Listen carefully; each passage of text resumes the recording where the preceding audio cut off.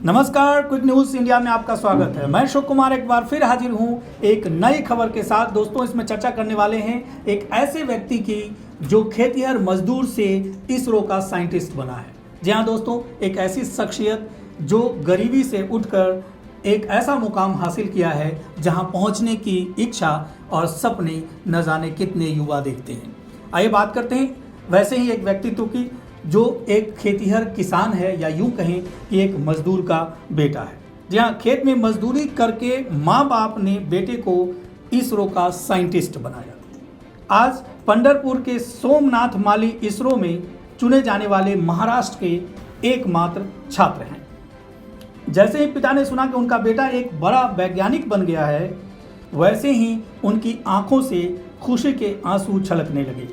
एक पिता जिसने अपने बेटे को पढ़ा लिखा कर वैज्ञानिक बनाया, उसी इसरो में जहां से भारत के पूर्व राष्ट्रपति missile man APJ Abdul Kalam ने अपने कैरियर की शुरुआत की थी। सोमनाथ नंदू माली पंढरपुर तहसील के सरकोली का एक युवक आज इसरो में वैज्ञानिक बन चुका है। गांव के एक स्कूल में पढ़ाई से इसरो तक का सफर बड़ा ही कठिन परिस्थितियों में तय करने वाले सोमनाथ बहुत से लोगों के लिए एक नज़ीर हैं, या यूं कहें कि एक प्रेरणा स्रोत है। सोमनाथ की शिक्षा के लिए पिता, माँ, भाई सब खेत में मजदूरी करने लगे। बता दें कि सोमनाथ हाल ही में केरल के तिरुअनंतपुरम में विक्रम भाई अंतरिक्ष केंद्र में एक वरिष्ठ वैज्ञानिक के रूप में चुने गए हैं। इसके बाद महाराष्ट्र से चयनित होने वाले सोमनाथ इकलौते ऐसे छात्र हैं जिन्होंने यह मकाम हासिल किया है।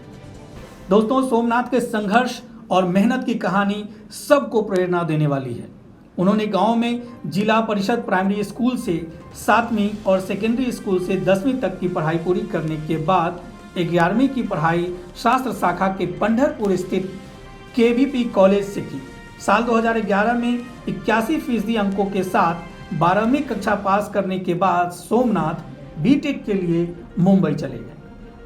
यहाँ से उन्हें आईआईटी दिल्ली के लिए मैकेनिकल डिजाइनर के रूप में चुना गया।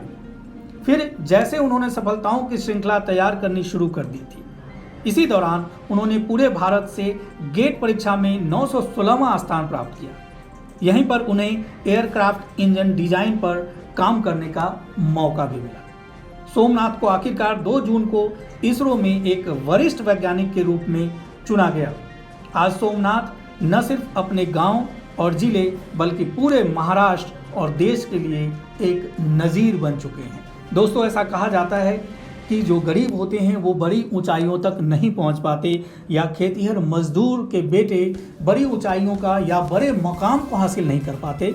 लेकिन इस युवा ने इन तमाम बातों को मिथ्या साबित कर दिया है और एक ऐसा मकाम हासिल किया है जो हम सभी के लिए प्रेरणादायी है। दोस्तों, प्रेरणा स्रोत के अंदर आज के लिए इतना ही। एक बार फिर नई शख्सियत को आपके सामने लेकर आएंगे जिनकी जीवनी से हमें कुछ प्रेरणा मिलेगी। तब तक के लिए धन्यवाद। जय हिंद,